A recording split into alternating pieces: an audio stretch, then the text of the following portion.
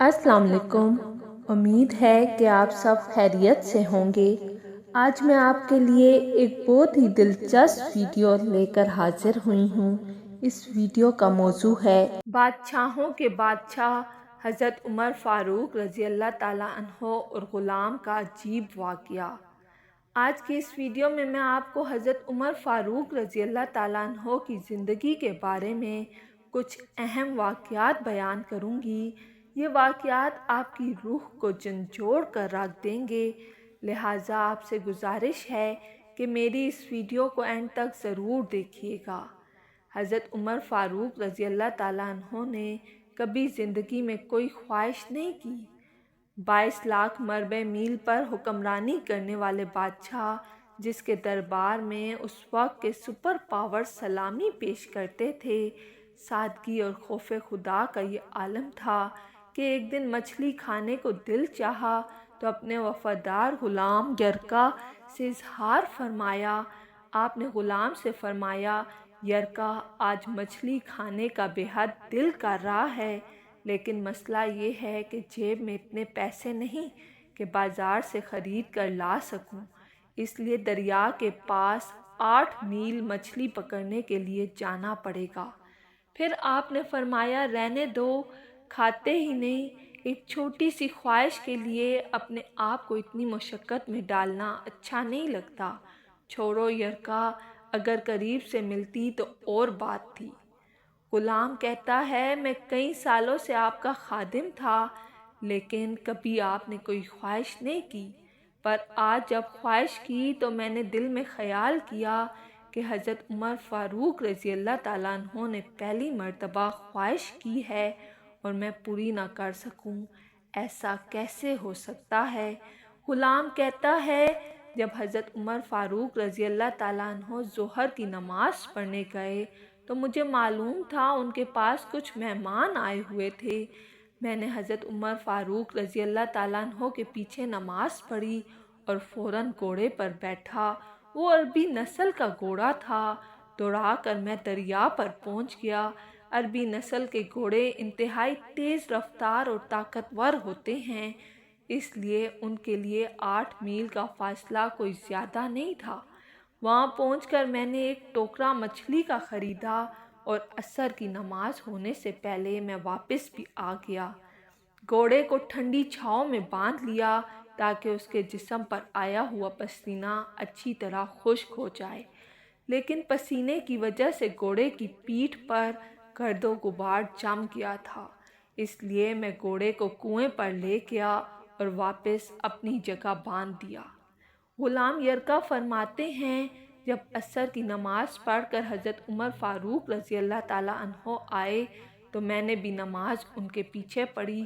جب آپ گھر آئے تو میں نے عرض کیا، حضرت، اللہ نے آپ کی خواہش پوری کر دی ہے اور آپ کے لیے تازہ مچھلی کا بندوبست ہو گیا ہے۔ یرکا نے جیسے یہ الفاظ کہے، حضرت عمر فاروق رضی اللہ تعالیٰ عنہ فوراً اٹھے اور گھوڑے کے پاس چلے گئے۔ گھوڑے کی پشت پر ہاتھ پھیرا، اس کی ٹانگوں پر ہاتھ پھیرا، پھر اس کے کانوں کے پاس گئے اور گھوڑے کا ایک کان اٹھا کر فرمانے لگے، اے یرکا، تو نے سارا گھوڑا دھو لیا، لیکن کانوں کے پیچھے سے پسینہ صاف کرنا تجھے یاد نہیں رہا۔ یہ سب دیکھنے کے بعد حضرت عمر فاروق رضی اللہ تعالیٰ عنہ گھٹنوں کے بل زمین پر بیٹھ گئے اور کہنے لگے، یرکا، مجھے آپ کی وفاداری میں کوئی شک نہیں، اور میں یہ بھی جانتا ہوں کہ کوئی زیادہ نیک آدمی بھی نہیں ہوں، میں تو صرف دعائیں مانگتا ہوں، اے اللہ مجھ پر رحم کر اور میری برائیوں کو نیکیوں میں بدل دے۔ میں نے کوئی زیادہ تقوی اختیار نہیں کیا، اور بات کو جاری رکھتے ہوئے فرمانے لگے، یرکا، چل تو بتا، اگر یہ گھوڑا قیامت کے روز اللہ کی بارگاہ میں فریاد کرے کہ اے اللہ، عمر نے مجھے اپنی ایک چھوٹی سی خواہش کے لیے 16 میل کا سفر طے کرایا، اے اللہ، میں جانور تھا، بے زبان تھا، اے یرکا تو بتا، اللہ کے حضور گھوڑے کے اس سوال کا میں کیا جواب دوں گا؟ غلام یرکا فرماتے ہیں، اس کے بعد عمر فاروق رضی اللہ تعالیٰ عنہ بہت دیر تک روتے رہے اور ساتھ میں بھی بہت زیادہ رویا، اتنا رویا جتنا اپنے سگے باپ کی وفات پر بھی نہیں رویا۔ اس کے بعد حضرت عمر فاروق رضی اللہ تعالیٰ عنہ نے یرکا سے کہا، گھوڑے کو آج چارہ زیادہ کھلا دو اور جو مچھلی لے کر آئے ہو اسے غریب لوگوں میں تقسیم کر لو اور انہیں مچھلی دے کر کہنا کہ تیری بخشش کی بھی دعا کریں اور عمر فاروق کے لیے بھی۔ 22 لاکھ مربع میل پر حکمرانی کرنے والے بادشاہوں کے بادشاہ کا انصاف اور سادگی دیکھیں۔ آپ کے دور حکومت میں ایک بدو آپ سے ملنے مدینے آیا۔ جب مدینے کے پاس پہنچا تو آدھی رات کا وقت ہو چکا تھا۔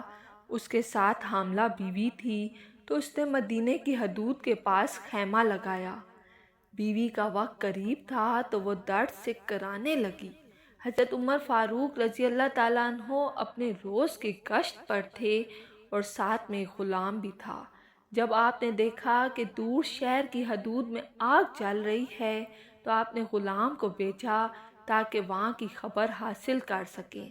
جب غلام وہاں پہنچا اور دریافت کیا تو بدو نے غلام کو سخت ڈانٹا، جس کے بعد حضرت عمر فاروق رضی اللہ تعالیٰ عنہ خود وہاں گئے اور دریافت کیا تو اس شخص نے بتایا کہ میں امیر المومنین حضرت عمر فاروق سے ملنے مدینے آیا ہوں۔ اس وقت میری بیوی امید سے ہے اور وقت قریب آن پہنچا ہے۔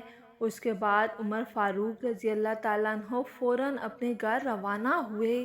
آپ اپنے گھر پہنچے اور اپنی زوجہ سے مخاطب ہو کر کہنے لگے، چلو میرے دوست کی بیوی حاملہ ہے، فوراً میرے ساتھ چلو اور جو سامان لینا ہے لے لو۔ آپ کی بیوی یعنی اس وقت کی خاتون اول نے گھی اور کچھ دانے ساتھ لیے، جبکہ بادشاہوں کے بادشاہ عمر فاروق رضی اللہ تعالیٰ عنہ نے اپنی پیٹھ پر لکڑیاں اٹھائی، جبکہ بدو اس بات سے مکمل طور پر انجان ہے کہ یہ کوئی غلام یا نوکر نہیں بلکہ امیر المومنین عمر فاروق رضی اللہ تعالیٰ عنہ خود ہیں۔ جب اندر بچے کی ولادت ہوئی تو آپ کی زوجہ نے آواز لگائی، یا امیر المومنین بیٹا ہوا ہے۔ یا امیر المومنین کا نام سن کر اس شخص کے پاؤں تلے زمین کھسک گئی اور بے اختیار پوچھنے لگا، حضور آپ امیر المومنین ہیں؟ وہی جس کے نام سے کیسر و کسریٰ کانپتے ہیں، وہی عمر جس کے لیے آپ صلی اللہ علیہ وآلہ وسلم نے خود اللہ تعالیٰ سے دعا مانگ کر مانگا۔ جس پر حضرت عمر فاروق رضی اللہ تعالیٰ عنہ مسکرائے اور فرمانے لگے، ہاں میں وہی عمر ہوں۔ یہ سن کر وہ شخص بہت زیادہ حیران ہوا اور کافی دیر تک روتا رہا، جس پر عمر فاروق نے تاریخی الفاظ ادا کیے، یہ میرے آقا کا مدینہ ہے، یہاں امیروں کا نہیں بلکہ غریبوں کا استقبال کیا جاتا ہے، یہاں یتیموں اور لاچاروں کو انصاف ملتا ہے اور سر اٹھا کر چلتے ہیں۔ ایک مرتبہ حضرت عمر فاروق رضی اللہ تعالیٰ عنہ مسجد میں منبر رسول پر کھڑے خطبہ دے رہے تھے۔ اس دوران ایک شخص کھڑا ہوا اور کہنے لگا، اے عمر، اس وقت تک ہم تیرا خطبہ نہیں سنیں گے جب آپ ہمیں یہ نہ بتاؤ جو تم نے کپڑا پہنا ہے وہ زیادہ ہے، جبکہ بیت المال سے جو کپڑا ملا تھا وہ اس سے کہیں زیادہ کم ہے۔ سیدنا عمر رضی اللہ تعالیٰ عنہ نے کہا کہ اس مجمع میں میرا بیٹا عبداللہ موجود ہے۔ فوراً عبداللہ کھڑے ہوئے۔ عمر فاروق رضی اللہ تعالیٰ عنہ نے کہا، بیٹا بتاؤ تیرا باپ یہ کپڑا کہاں سے لایا ہے، ورنہ قسم ہے اس ذات کی جس کے قبضے میں میری روح ہے، قیامت تک اس منبر پر نہیں بیٹھوں گا۔ اس کے بعد عبداللہ نے کہا کہ بابا جان کو جو کپڑا ملا تھا وہ بہت ہی کم تھا، اس سے اس کا پورا کپڑا نہیں بن سکتا تھا۔ اس کے پاس جو پہننے کے لیے لباس تھا وہ بہت خستہ حال ہو چکا تھا، اس لیے میں نے اپنے حصے کا کپڑا اپنے والد کو دے دیا۔ یہ تھا حضرت عمر فاروق رضی اللہ تعالیٰ عنہ کا انصاف اور احتساب، جو فرمایا کرتے تھے کہ اگر دریائے فراق کے کنارے کتا بھی بھوکا مر جائے تو اس کے بارے میں بھی اللہ مجھ سے پوچھے گا۔